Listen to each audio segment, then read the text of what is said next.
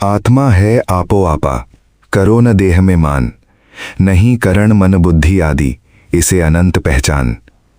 फिर कर्मों को अपने देखे, शुभाशुभ कौन कराए, उसी को अन्य सभी में देखे, सद्गुरु मन में बसाए। सब दुखों की जड़ संसार में होने की तृष्णा ही है। जगत में ही बने रहने का भाव ही इस तृष्णा का स्वरूप है। जगत के प्राणी व पदार्थों का संबंध छूटते ही मनुष्य अपने को अपने आप में मृतक जैसा पाता है। जब संसार की वस्तुओं का संग मिलता है तो वो अपने आप को बसा हुआ पाता है। जैसे कि इच्छा की वस्तुएं मिल गई तो मनुष्य उस वस्तु के संबंध का सुख पाकर कहता है कि अब मेरा मन ठिकाने आया और अब मैं अपने आप में आया। नहीं तो खोया खोया ही वो अपने आप को महसूस करता है। तो इस प्रकार वो संसार में ही होने के साथ बंधा हुआ है। कभी भी कोई अपने आप के न होने को सहन नहीं करता, मिटना कोई भी नहीं चाहता। यही सब संसार की तृष्णा भव तृष्णा के नाम से कही गई है। तृष्णा से छूटे बिना दुखों से मुक्ति पाना असंभव है। तृष्णा की वस्तुएं न मिलने का ही दुख है और तृष्णा का न मिलना ही एक दिन रह जाएगा, क्योंकि हमारी मिलने की योग्यता दिनों दिन कम होती जाती है। ये पद्य इस सत्य को दर्शा रहा है कि जो तृष्णा पूरी होने पर मैं या आत्मा अर्थात अपना आपा मिलता है वो तो झूठा है। मनुष्य को अपने आप में अनंत अपना आपा अपनी आत्मा पहचाननी चाहिए।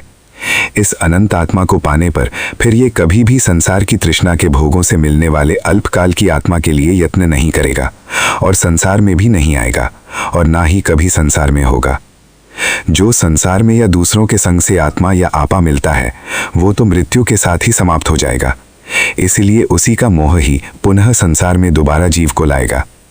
आत्मा शब्द का अर्थ है आपो आपा, अपना आपा, जो कि अंत रहित है। जैसे पानी की सदा बहने वाली धारा कहीं भी कभी भी न टूटे, तो यही अटूट जलधारा है।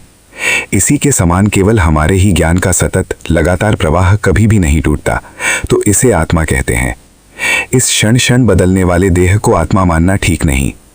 ऐसे ही करण अर्थात इंद्रियों को भी आत्मा समझना उचित नहीं। ये सब सदा बने रहने वाले नहीं। ऐसे ही संकल्प या चिंतन आदि व्यापार वाला मन भी सदा नहीं रहता और निश्चय करने की शक्ति बुद्धि भी इन सब के साथ गहरी निद्रा में कहीं नहीं दिख पड़ती। परंतु ज्ञान स्वरूप से अपना आपा वहां भी उपस्थित ही है, जो प्रातः जागने पर निद्रा की शांति या सुख को बतलाता है। प्रातः बिस्तर से उठकर ये वार्ता दूसरों को कहता है कि मैं बड़े सुख शांति से सोया, मेरी सारी थकान उतर गई, इत्यादि इत्यादि वचन बोलता है। तब इसी आत्मा को पहचानने या साक्षात्कार में लाने का यत्न करे। अब इसी आत्मा को जगत के साथ बांधने वाले हैं कर्म। इनके बारे में भी मनुष्य को जानना चाहिए। कौन सी शक्ति जीव को इस कर्म चक्र में डालती है, शुभ और अशुभ कर्मों को बल से करवा जाती है। जब मनुष्य अपने रजोगुण की या जगत की तृष्णा को ही कर्म करवाने वाली अपने मैं प्रत्यक्ष पहचानेगा, तो वहीं अन्य सब जीवों में भी बल से कर्म करने वाली समझेगा और सद्गुरु को मन में बसाएगा कि जिस प्रकार पूर्व के महापुरुष इस तृष्णा के पार पहुंचे हैं, उसी प्रकार मैं भी वैसे ही मार्ग पर चलकर पार उतरूं। यदि कोई दूसरा नहीं चल सकता तो इतने से उसी का अनुकरण करके मैं अपनी मुक्ति का मार्ग क्यों रोकूं? उनकी इस मार्ग पर न चलने वालों की दुर्बलता तो समझकर उनके लिए उनके अपराधों में भी क्षमा रखें और दंड के भाव को मन में न लाए। अज्ञानी या कम समझ वाला मनुष्य प्रकृति के बंधन और विकारों के प्रभाव में कई ऐसे कर्म भी कर जाता है जो कि उसके भविष्य के लिए अति दुखदायी सिद्ध होंगे।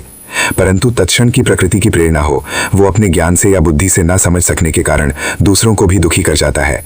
ऐसे अवसरों पर उस अज्ञानी या दुर्बल का अनुकरण करना उचित नहीं है। साधारण मनुष्य ये कहता है कि यदि दूसरा हमारे सुख दुख को नहीं समझता तो हम भी क्यों क्षमा करें। परंतु मोक्ष की इच्छा रखने वाले को यह नीति अपनानी सही नहीं होती है, क्योंकि इसका तात्पर्य ये होगा कि यदि कोई डूबने जा रहा है तो हम भी उसके साथ ही डूबने की नीति अपनाएं। इसका यही तात्पर्य होगा कि अज्ञानी और दुर्बल मन वाला मनुष्य ही आपके भविष्य का निर्णय करने वाला होगा। आपको ही अपना धर्म यत्न से बनाए रखना होगा। यद्यपि ये कटु सत्य है, परंतु इसके बिना मुक्ति असंभव है।